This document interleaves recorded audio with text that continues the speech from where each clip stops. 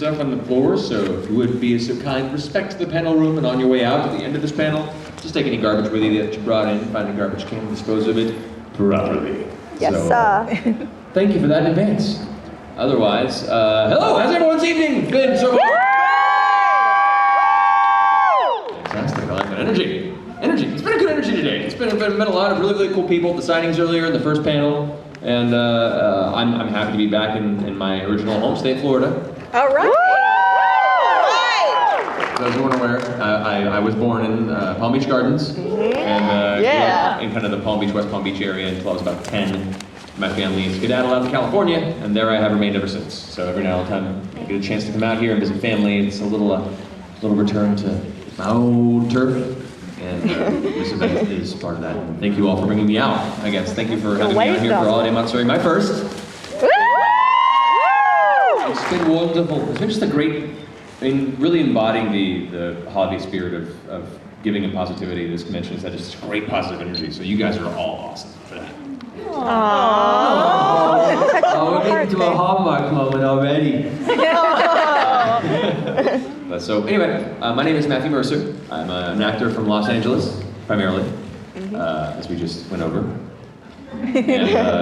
And I flew in a red eye last night, if you can't tell. Energy drinks, yeah. But yeah, I began my career kind of loosely back in the early 2000s, just things here and there, background voices, Walla, you know, those guys you hear in the background. Walla's fun. Cartoons going like, hey, that's my car! And then that's it. Or conversely, whose heads explode on Fist North Star. That was a lot of fun too. But yeah, about 8-9 years ago, I decided to make the risky maneuver of quitting my day job and pursuing this interesting career as an actor in Los Angeles. It was very daunting. And after many years of what I call creative living, which translates to how I'm going to flavor my ramen this night. Right? Very, very college-like lifestyle that just extended into my late 20s. Eventually, I had the opportunities and worked hard enough to be able to build a career out of it so far. So far, so good. But yeah, so primarily, I'm a huge nerd, I'm a huge geek. I got into this because I grew up playing video games with all my free time or watching cartoons. I was the president of the Popular Arts Club in high school, which was the official way of being able to describe a club that was essentially the video game and anime club. So that to a teacher or a PTA member, they'd be like, what is it? All right, cool, whatever. It's Popular Arts. They're like, oh, that sounds important. No, trust me, it will be in about 5 years. And then we took over. But yeah, so huge nerd. I've been running role-playing game sessions since I was a kid. I still have two D&D games I DM that I've been running. Yeah, you got my D20 ring up here. Huge nerd. But yeah, so I love this. I'm completely enthralled in the geek community. I definitely grew up an indoor kid. It's one of those like, you guys go play sports, that's cool. But yeah, so this is primarily a general Q&A and silly story time, and the time to ask any of your burning questions and anything else that you've wanted to get what would probably be a strange and not quite as fulfilling answer as you would have hoped, because that's what I'm really good at. But yeah, so let's begin with a mild Q&A, and we'll just see where that takes us. Oh wow, it's a lot of hands already.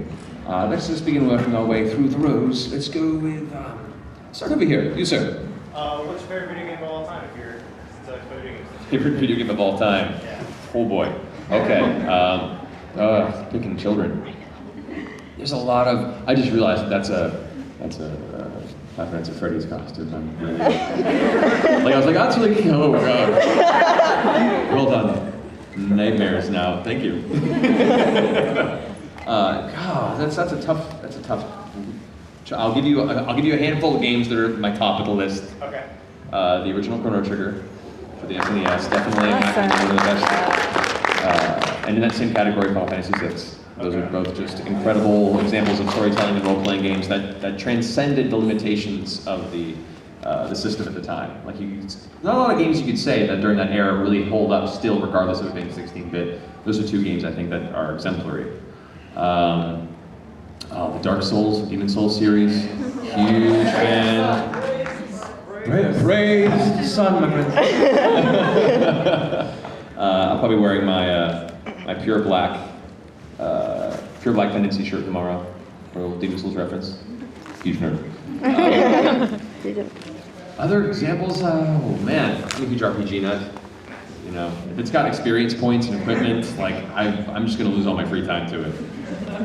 Actually, right now I've been pulled back into the thrall of World of Warcraft thanks to the Lords of Draenor expansion. I took a brief break before this panel to go back to my room, log in, and check my garrison missions. So that's where I am right now on that. Well, right now I'm maining a warrior, orc warrior with a ward. But I played Alliance for like 8 years, so I eventually switched over. So all my friends did. But yeah, I played orc warrior, then I have a rogue as well and a mage. So Awesome. Those are my classes. But yeah, so yeah, those are some of the ones that really kind of stay with me. Final Fantasy VII had a big effect on me when it came out. Yeah. It has its flaws, definitely, and overall, looking back on it, I know it's not a perfect game, but God, did I fall in love with that game when it came out. It came, like, I was just getting into high school, like freshman, sophomore year when that came out, and that just really caught me at a time where it affected me deeply. So, yeah, I have a vast collection of action figures and PVC figures and tiny Coke figures and things I'd order on eBay back in like 2002, all from Final Fantasy VII, and it all kind of sits in a cluster above my desk. My shame. My shame pile of 18 different variations of Sephiroth. Yeah, so those are some of the ones off my mind. I could go on, like I could just keep naming games and be like, I love this one too. Suikoden 2 is another great game, which is now, I guess, coming out on PSN for download. So if you guys haven't played Suikoden 1 and 2, seriously worth your time. No, seriously. Like seriously. Like seriously. Oh, you don't get it, you're gonna play that. All right, cool. Next question. Let's me in the front. Can you give us like a taste of what your character is going to be like on Free, like how he's going to sound?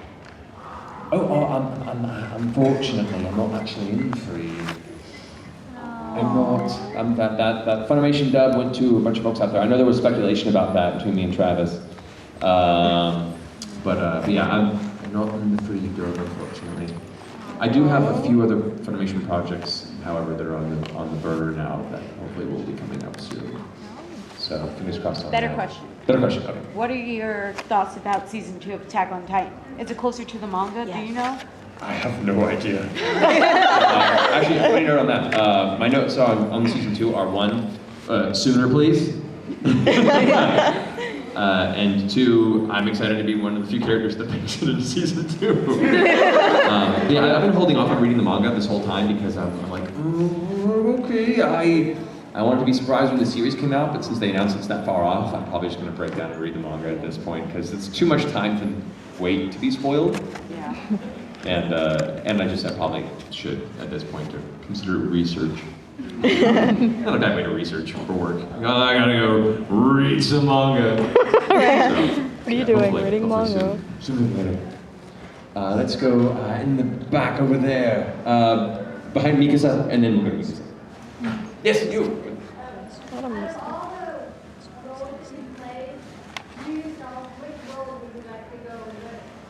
What, of all the roles I played, which would I like to live in?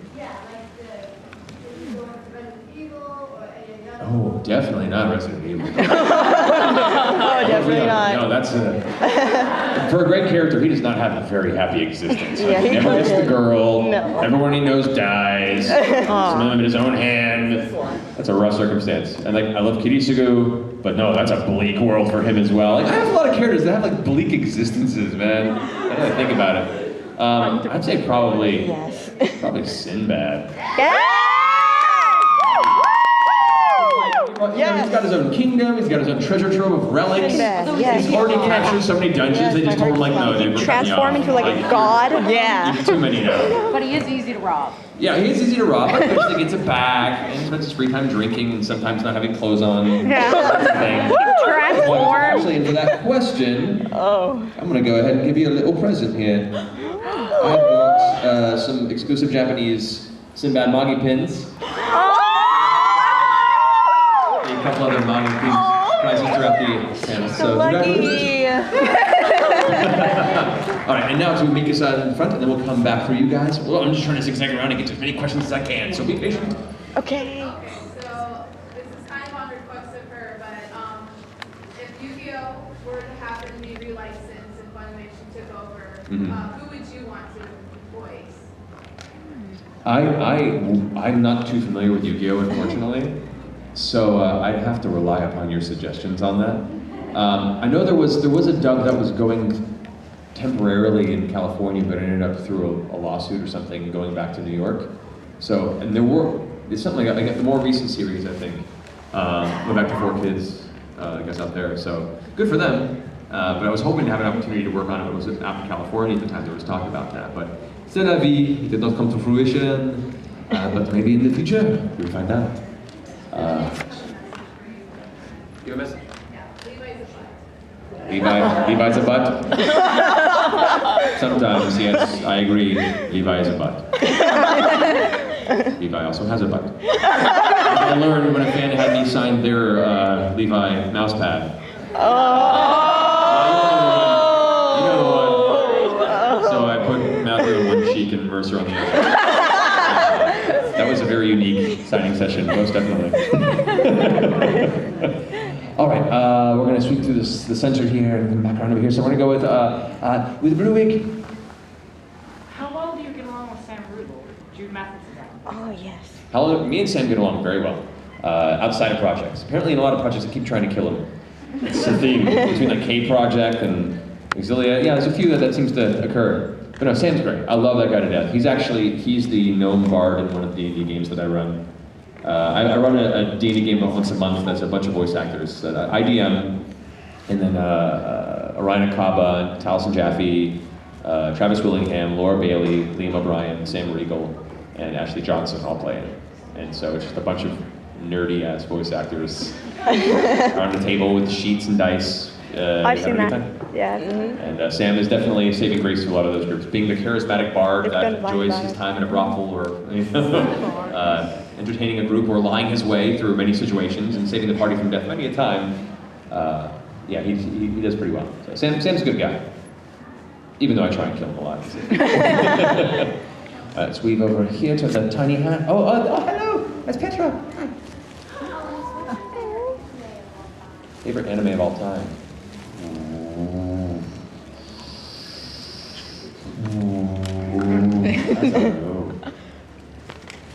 I'd say, oh man.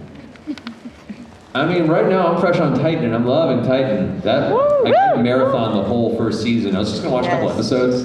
Like, oh, I'll check out this thing everyone keeps talking about. It's like big people eating small people. That's weird. I should watch a couple episodes. Then cut to 8 hours later, I'm still on my couch and I'm like going like, whoa, that's it? There's still more? No! Titan's really good. Like, back in the day, man, Cowboy Bebop really just... Yeah! That was the first anime that not only was I completely into, but it was of that quality of storytelling that I could tell people and show people that weren't into anime, no, you should watch this. And they come back and be like, no, thank you, that was really good, I get it now. And I'm like, yeah, that's right, see? So that series was a gateway for me to introduce other friends to anime. So that one was definitely very impactful. And Dragon Ball Z, you have to give. Gotta give it a first. That was my first. Well, not my first. My first anime was technically Unico and the Island of Magic when I was very tiny. And I was a tiny Matt. It's old anime series of films. You should look it up. It's really cute. And really dark. There's some dark stuff in that movie. But Dragon Ball Z, I watched in Japanese with Korean subtitles. Nice. That's the only way I had access to it. This is back pre-real internet. Like this is back when the internet was just very like. I'm old, okay? So all the anime I had to watch was through my Asian friends in middle school who had access to the Korean video stores, which were all these bootleg VHSs they had written for $1. And I watched Dragon Ball Z Japanese with Korean subtitles. And at the end of each episode, I'd be like, "Cool. So what happened?" And my friend would translate what had just happened. Yeah, that's a few examples of very, very impactful anime in my life. Let's scoot back over here. Let's go with the silver wig and the wavy hat. Oh no!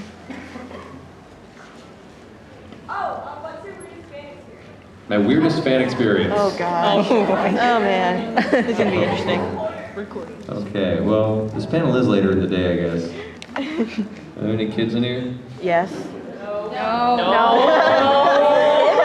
No. Let's just say I had a fan a few years ago, and we'll mention the convention, and we'll mention anyone there, but there was a fan who was kind of hanging around me and some of the other guests. Really nice lady, but we were all like at the bar in the hotel, and we were all drinking, and she got really, really drunk, and was like tripping and falling over herself, and they're like, oh, I gotta take care of her, and she's like, I need to go to sleep.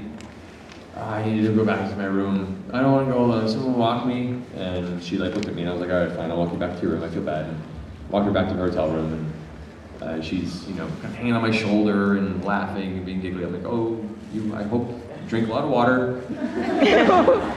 And we get to her hotel room door and about to say just good night and feel better. And she turns around completely sober. Apparently was faking it. Just said, I haven't been drinking. And then grabbed me. Oh man. Like a tweak grab. This is, I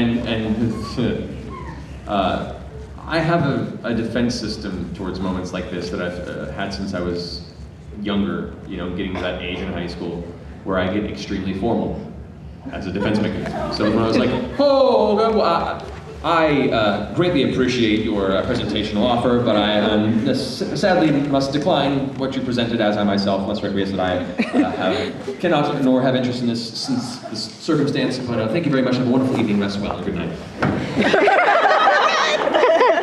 So there was that. Bless your soul. Yeah. Very interesting. Little story there for you. Oh boy, that's gonna be on YouTube. Okay.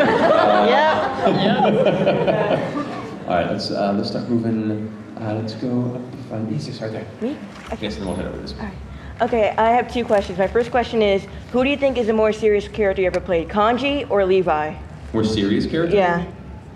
I have to go with Levi. Yeah. Kanji has more moments of levity.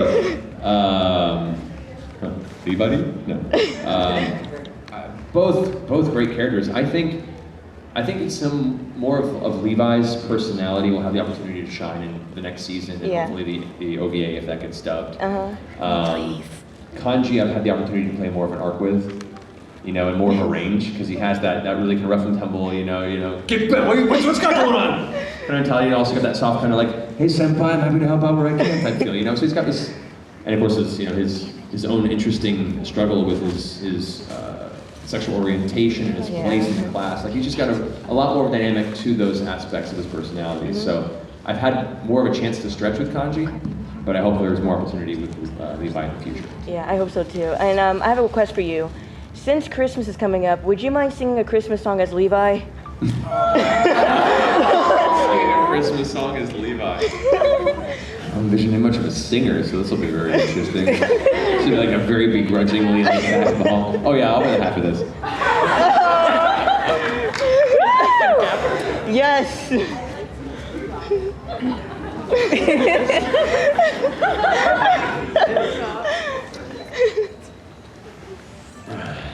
Really? Serious? Okay.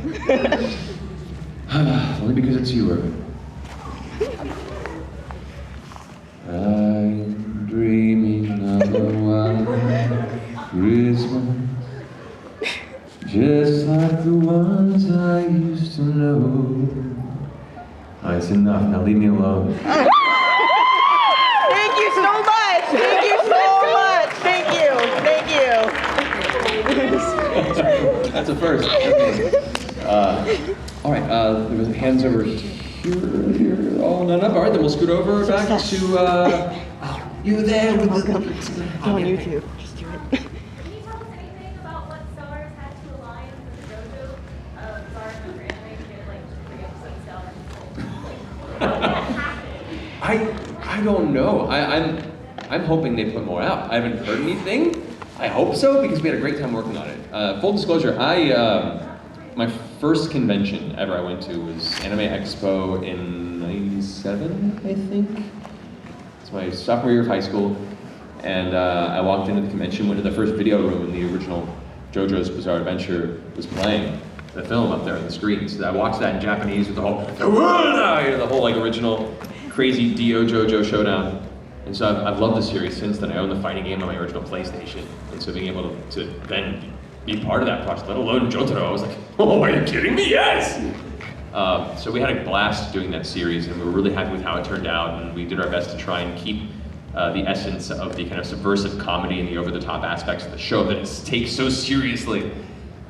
Even amidst a lot of the copyright stuff that we legally could not do in the English translation, because Japan's like, well, it's just gonna use everything you can't use in America to name characters, sure. So I hope there's more coming. I know that a lot of people worked hard to even get those 3 episodes out there, and the feedback has been largely positive. So I think me and Patrick Seitz and a few other folks that are involved are pushing pretty hard on the powers that be to bring some more down that pipeline, because, come on, it's JoJo. Yeah. All right, let's swing over to this side here. Let's go with, you provided me a Santa hat, I'll go with your question. How does it feel knowing that you voice a 5'3", 34-year-old man who hangs out with teenagers and makes poop jokes because all his friends are dead? So the question was, how does it feel to voice a 5'3", 34-year-old man who hangs out with kids and makes poop jokes because all his friends are dead? Conflicting? Yeah, I guess I can't blame the guy to an extent. There's a whole lot of people left to hang out and people that have patience for him and his demeanor necessarily. And I guess when your friends keep dying, you kind of have, you can't be much of a chooser at that point, so it's interesting.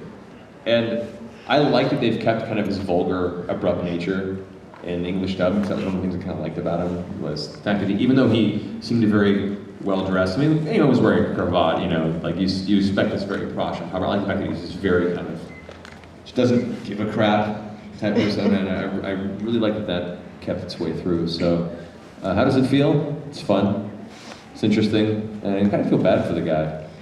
That's the position he's put in. And that pillow was awesome. $45 Well, indeed. Well, now I have to get one. That'd be weird. That'd be weird. Come home with that and be like, hey, look what I got. I'm sleeping on me. All right, let's go, let's see. All right, we'll go with your question there. Alright, for Kill la Kill, like, Mhm. I know there's only 4 episodes out, but, like, how does it feel to be Aikuro? Oh, for Kill la Kill, which actually there's more episodes out now. Oh, really? Yeah, they've Like, I'm actually excited to see the dubs, because I watched it, like, 3 times over, and I'm just, like, I catch themes. So, like, Aikuro is, like, one of my favorites. Awesome, thank you. No, Aikido has been a blast to perform. You know, especially after a long string of very kind of subdued and intense characters between, Kiritsugu and Kuro and the K Project and then Levi, all very pretty even-mannered people. To be able to jump into Mikisugi and be completely ridiculous and over the top was a really fun little present for me as an actor to try. That was mine, you know, being able to continuously scream nudist beach at the top of your voice is always a wonderful thing. Especially when it's out of context and in public, then it's wonderful. So yeah, we just finished recording the whole series not too long ago. And that show gets so ridiculous.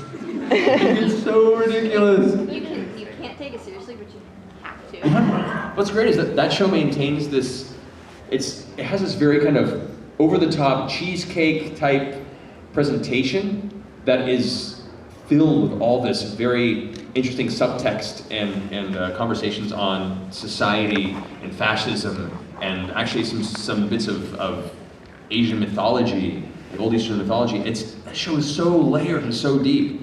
I love it. If you haven't seen Kill la Kill, highly recommend it, guys. It's crazy. It's good. And my character has glowing nipples. So, it's glowing nipples. It's got to go in every space that's supposed to be hidden, like you do. So that's a fun one. Let's come over here to Dio Christmas. Yeah.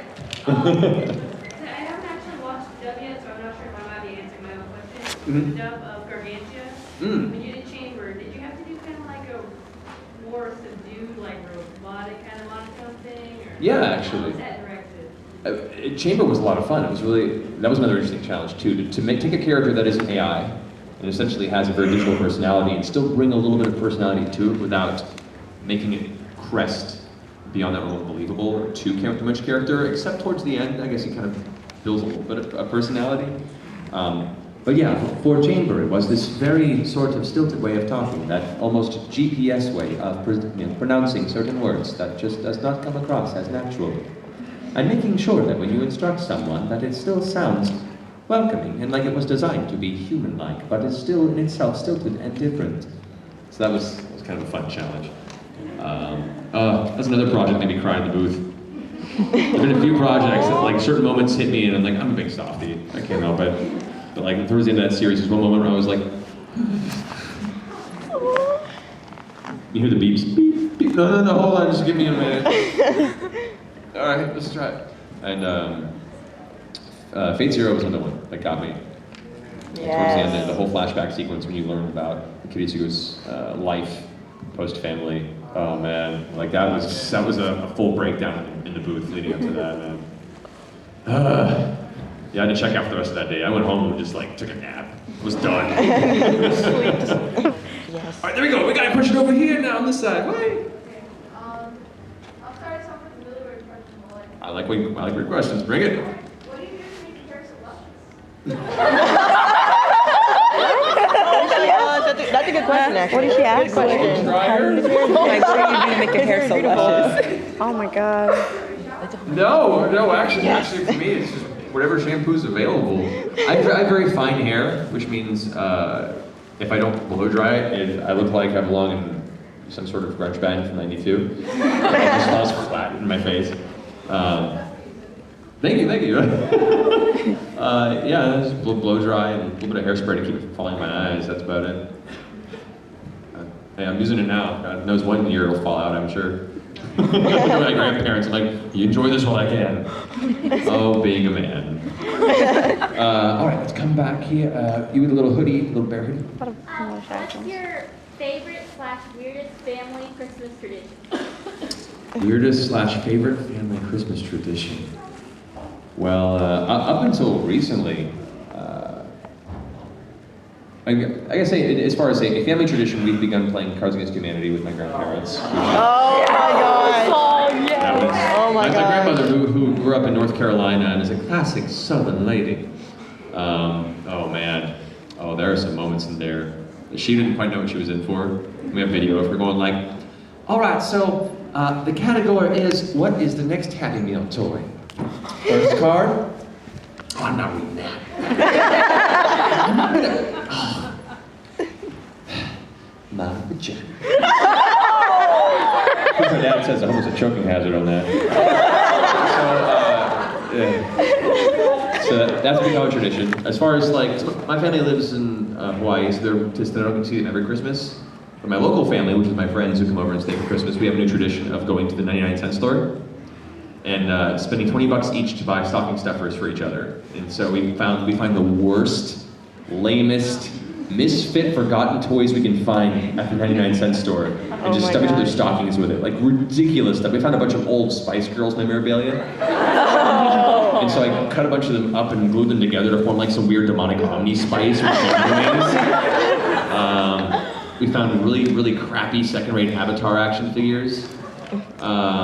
Oh man, there's some brilliant stuff in there. And candies that you probably shouldn't eat, but it's funny to look at, like, into the trash. So that's kind of our new tradition. It's a good one, I recommend it at some point. You'll be surprised the kind of crap you could find hidden and buried underneath some of those aisles in there. It's wonderful. Let's swing back around here. You in the front with the pink wig, you've been working in it for a while. Is there anyone that you pair together romantically with, like, in Attack on Titan? Anyone I pair together romantically in Attack on Titan? Of course not. Well, I'm kind of partial to Levi X Petra. Yes! Partially because it's kind of canon, and also because it really drives home the impact of the episode that his squad gets wiped out. Like, there's just one little moment where you catch his reaction when he sees her, and you're just like, it just tears you apart. And since then, I've had plenty of fan art that has come in that I've had to sign that just like breaks my heart when I see it. So I'm very partial to that. At the same time, too, there's some interesting tension going on between Levi and Irvin. There's a little trust between those two that there's no regrets indeed. So yeah, I don't know. I'm at the same time too. There's a little part of me. It's just the guy that always likes the hero characters. Like that. There's a little part of me that wants like maybe Aaron Mikasa, but at the same time I kind of like them as just friends also. I don't know. I'm kind of torn on that one, I guess. And Sasha and the potato. That's a relationship that should never end. Yeah, So she finishes the potato. I guess that's a sad ending there too. It's like a microcosm of the whole series between that relationship. How about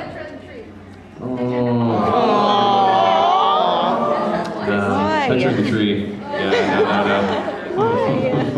I know. Yeah, no, that ended a little rough, that relationship. Not all breakups. Will in regard. Transformers Beanie. How was it to play as Alvin in Tales of Zillia? Just as a question. Alvin was awesome. I loved Alvin. He's just this. I have no better way of saying it, and I apologize for parents that were my French, but he just kind of walks around with that shit-eating grin and that devil-may-care attitude that, makes him Alvin. Sort of. He's my personal favorite character out of Zillia. That's Awesome. Yeah, I was so sad when we finished recording the first game, and I was like, oh, I really enjoyed playing Alvin, and like, oh no, there's a sequel coming up. What? Yeah, look at him. I get a suit and a goatee. Yeah. So I was really stoked about that. Alvin's a fun character, and I love his arc was a lot of fun to play because he starts off as that kind of, they even call him like the mercenary with the heart of gold. But then his arc, his story, you find out more about him and find out the reasons for what he's doing and his choices and how kind of, and he just keeps betraying people. They keep going like, sure, come back. And it's like, I promise I won't do it again. Wink. Wink, wink. But Alvin's been a blast. even on Zillia 2. Even in Zillia 2. Well, in Zillia 2, his arc is different in that one. That one, he kind of understands and is kind of making amends for his previous choices in life and trying to start a business. He's a businessman now. Got partners. But he has some harsh scenes in that too, especially when they start going back to his alternate storyline, timelines. I know. But yeah, I like Alvin. He's cool. I'm looking to release a figure or something of him so I can put one on my shelf whenever that happens. Come on, guys, get with it. I know. 4 years from now. Maybe. I don't know. We'll send back over to you, sir, then we'll come back to you in December. DTR. DTR!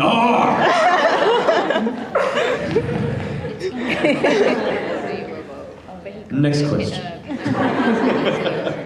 Let's go, Nancy.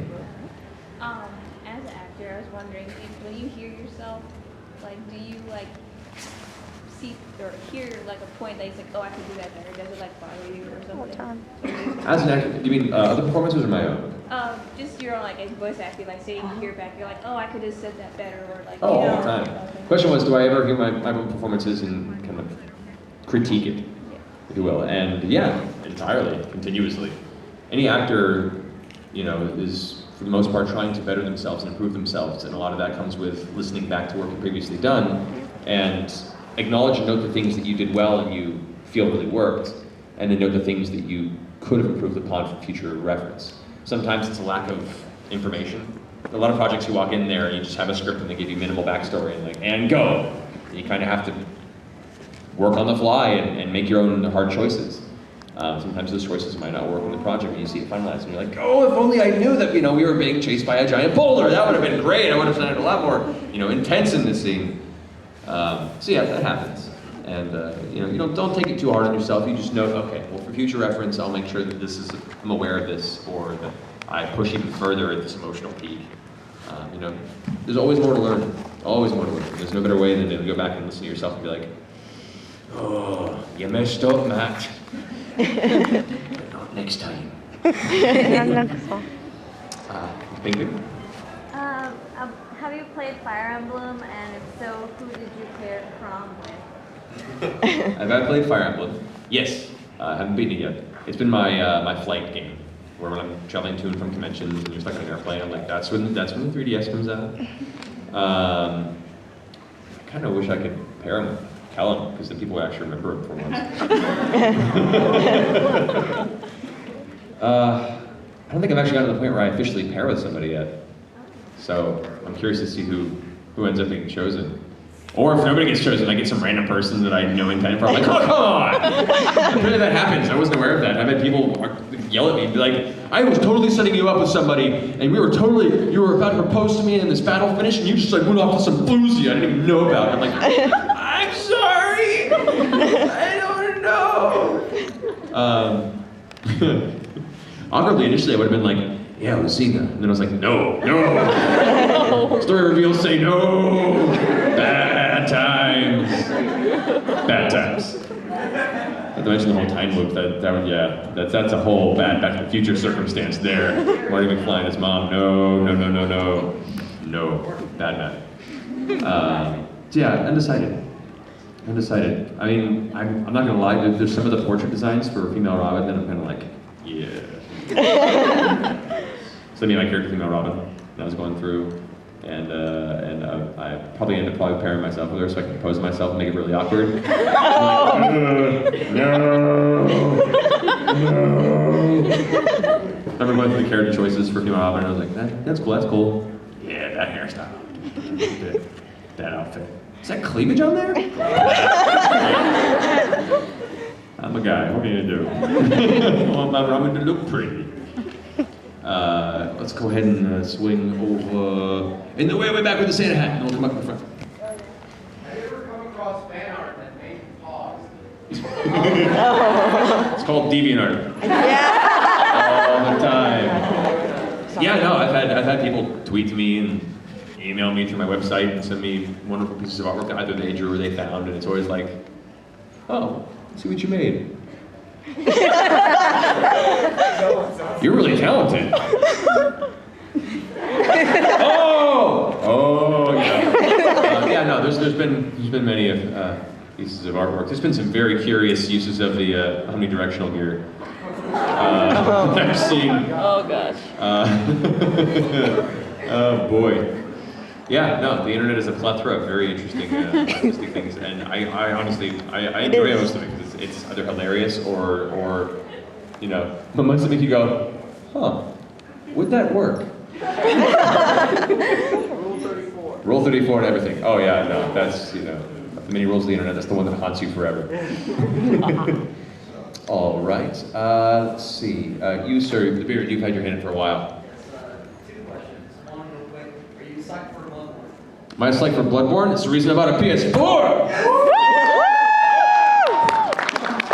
Yeah, no, as soon as I heard that was exclusive, I'm like, well, that's my choice made for me.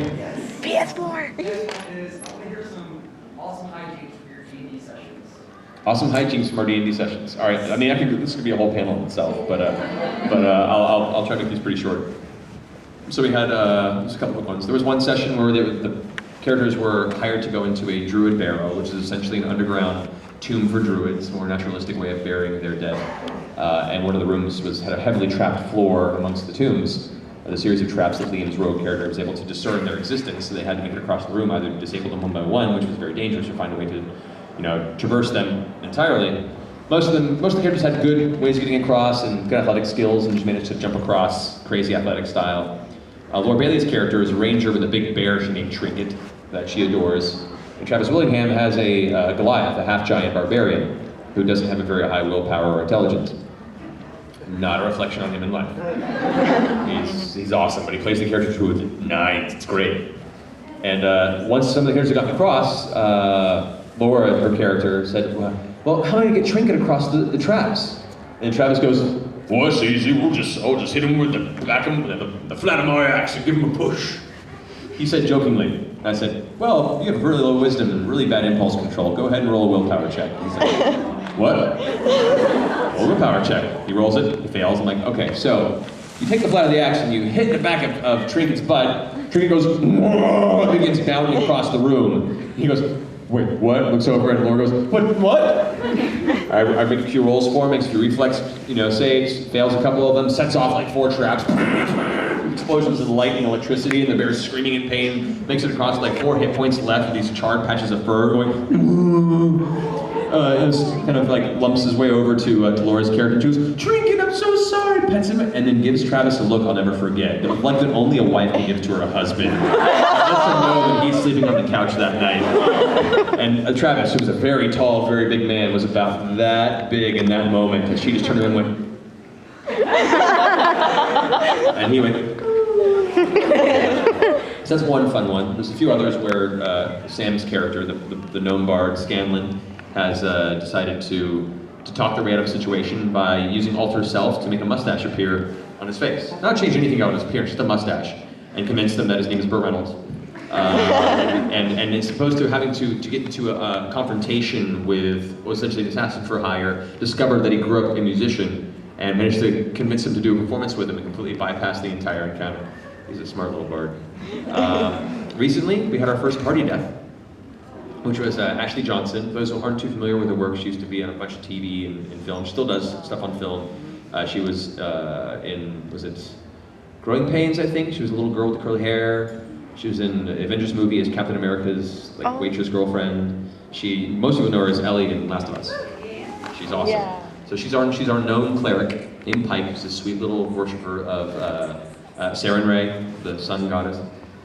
And during this final encounter, this battle with the demonic entity that had basically taken control of the sovereign leader's family, possessed them, and was using them to kind of control the political landscape of this central kingdom, they managed to infiltrate the palace after like weeks and weeks of trying to find out this information, figure out a plan. They break in there, manage to eject the shadow entities that were possessing them, find the soul stones, the soul gems that contain the family's souls, and battled the entity that was behind all this, a large treachery demon, which is a gargantuan demonic entity that is extremely powerful. In the battle, Pike, the cleric, Ash's character, runs in to do like an AoE heal on everyone in there to save them from being slammed down, because it was a rough battle. And seeing the heal, the treachery demon turns around, attacks her with this like gargantuan, almost claw-like arm, rolls a critical hit, and does enough damage to knock her from 75% health to dead. Like just straight, like past her constitution score in the negatives, and no one in the party had ever gotten to that point, and I guess none of the players had really hit the mortality in the game. And so I said, all right, as he lifts her body up and screaming in pain, the pincher snaps shut. As it does, you see her body bisect in half. The light gone from her eyes, her torso tumbles to the floor, and unmoving, and the whole room just goes silent. And now she's like, wait, what? I'm dead? And everyone looks at her, and it just got really quiet. Laura collapses to the ground. I'm like, all right, Laura, your turn's next. And she looks up at me with tears in her eyes and says, I don't know what to do. And they finished the battle. They got vengeance. They all got really angry, defeated the entity, and it turned into this challenge. They had to bring her. Thankfully, they were in a town, and there was a temple to her deity. And the sovereign was there, said, quick, pick her up, take her there now. I know the clerics, we'll try to make this happen. And they went through a skill challenge to try and bring her back to life, which didn't have a guarantee of success. In my world, I like death to have a little more meaning, so even resurrection spells require some, sense of chance. And they managed to succeed. But it was this like 10, 15 minute long narrative endeavor where each member of the party brought out like trinkets they had purchased throughout the game that meant a lot to her, and Sam's character, who's always been flirty with her and very kind of perverse, but in kind of an adorable way with her character, eventually like leaned over her body and pulled out this statue he had made of her months ago and set it by her side, kissed her on the forehead, and they finished the ritual, and they just made the roll in time, or just enough to succeed in the resurrection and bring her back to life. And there wasn't a dry eye in the room. It was awesome. And actually next week on Friday, we're doing our Winter's Veil Festival game, which is, they finished the first major story arc, they saved the kingdom essentially, and it's this Christmas special, where they're now doing a Winter's Veil Festival in the kingdom to celebrate the heroes that rose up and saved everyone, and we're all going to do a present exchange in-game. It's going to be hilarious. So, I went on way too long about that, I'm sorry, but I'm a huge nerd, I told you that! Talking about nerdy cakes! Oh my God. I don't know what time it is, but we'll try and get the questions done quick. Let's see, people haven't asked questions yet. You there in the red and the white. Is there any way you can show me your drawing skills? Like, how good are you at drawing? How good am I at drawing? Oh man, I was once an artist. a long time ago. I trained in illustration. I was going into 2D and 3D art and animation for most of my young adult life. I went through all the studio art classes through high school, studio art AP, did the AP exam, was accepted at Cal Arts for 2D and 3D illustration, animation, and I got to a point where I realized it wasn't what I wanted to do with my life. I'd spoken with a lot of animators who've been doing it for 20, 30 years, and they were all just like these soulless husks going like, don't do it. Since then, I've met many animators that love it, but I just happened to meet those people that all just were like, don't, it'll destroy you. So I kind of stopped my training from there, and so my art has suffered. I need to do more life drawing if I wanted to really pick it up again. But it's enough where I can sketch things. I love faces, I love expressions, I love people in portraiture. And if I play a role-playing game, I can draw my character. So, but I don't really have any art up online. But I might change that. After the panel, I'll draw you something. Sure, why not? It'll be really terrible. I apologize in advance. Okay, let's see if we can get some rapid questions here so I can get most people in here. You with the cat ears, you've been waiting for a while. Alright. Are you and the voice actor of Christina actually like kind of in a father-daughter relationship? Like they are in the like your characters are in the game? Lucina's voice actress is actually Laura Bailey, who was the ranger I was talking to at the party, so we are friends. I wouldn't say it's a father-daughter relationship at all, because Laura Bailey is definitely an A-type personality, and we're just friends, we're buddies. And I have no means of telling her what to do or give her advice, because she's a strong woman. And I'm definitely not in a place to give anyone advice, let alone her. But we're good friends. And actually, we've done a few projects together where we've had that kind of energy. Because on Star Ocean, I was Edge and she was Raimi. Carmen Lucina, she's Helena, and I was Leon in Resident Evil 6. We've had a lot of me and her have done a lot of pair games together, which has been really cool and a lot of fun. So, not quite father-daughter, but definitely buddies. All right, let's see if we can get, yes, you there with the face, the purple face. All right. With the face, that really narrows it down, right? I don't know if you could answer this, but has there been any dubbing for the second season of Magi? For the second season of Magi? Yeah. I don't know if I can answer it, but yeah, sure. Oh, I gotta actually give away some of these prizes, don't I? I keep forgetting about that. You guys are so enthralling. I'm just like talking to you. So let's give you this awesome little bookmark, because it's awesome, and it has some bad name on the back. So there you go. All right, thank you. You're welcome. The cosplay I will never do. All right, let's see if we can knock some of these prizes. We'll go with you again, since you have a free question. Unfortunately, I couldn't answer. No.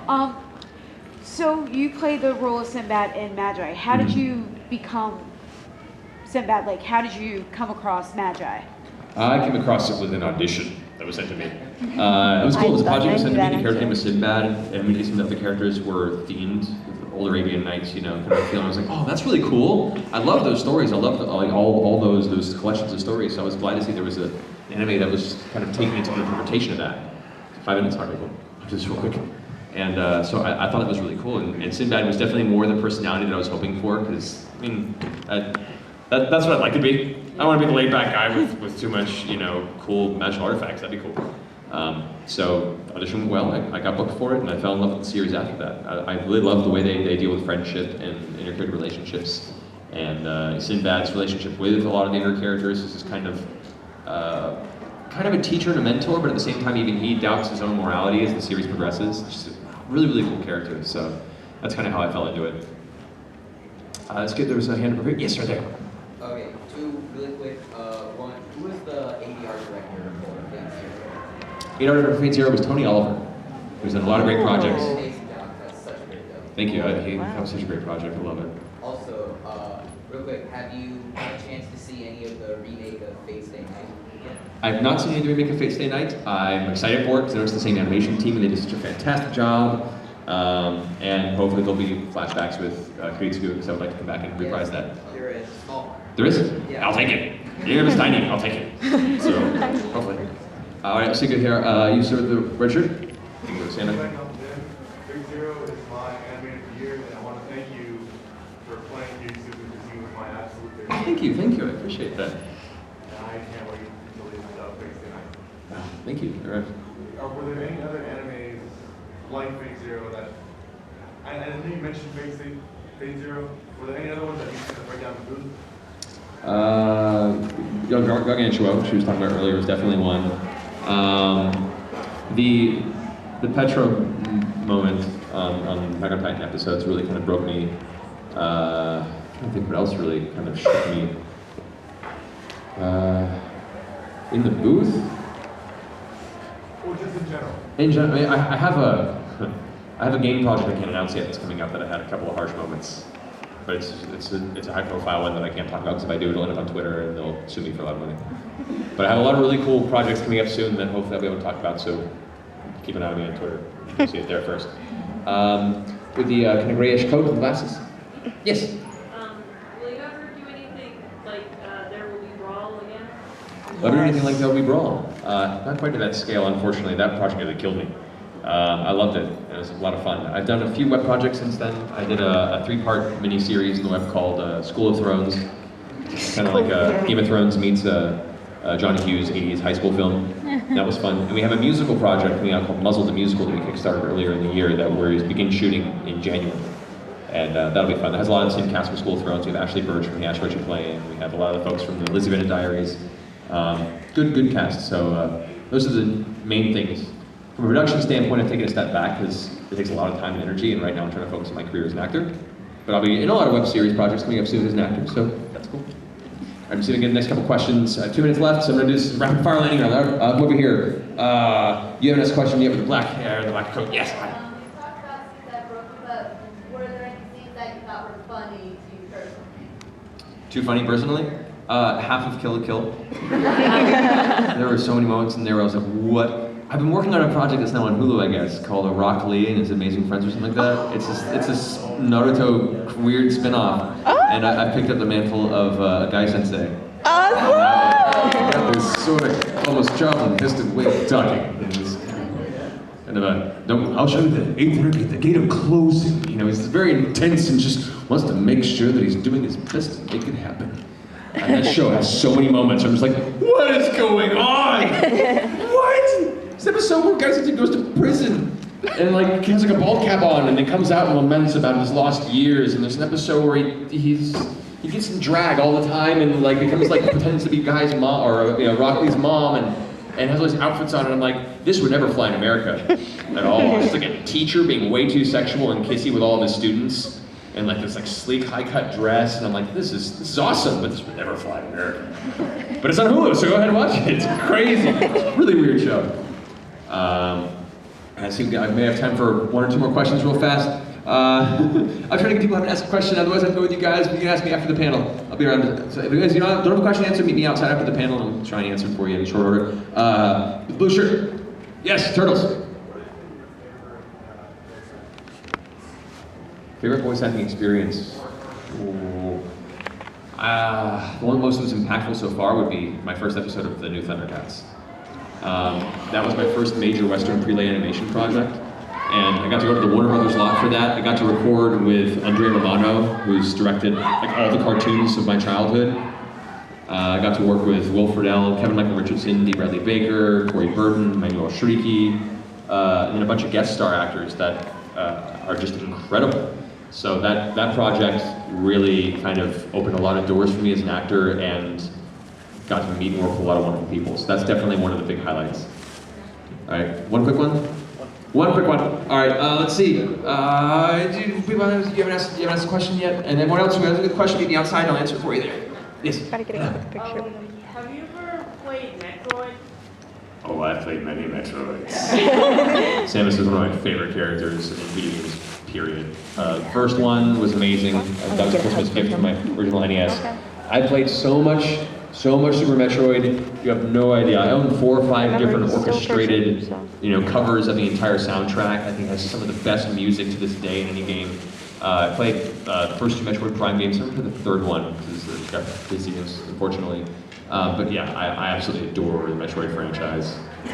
And any game that, I love Castlevania Symphony Night, and I owe a lot of that to Super Metroid, because that was the first game to really have that, exploration, build-up, gathering. It had kind of a map system of the old Castlevania too, but just so more in depth, and boss battles were intense, atmosphere. Metroid's awesome. Yeah. And that's what we're on the panel.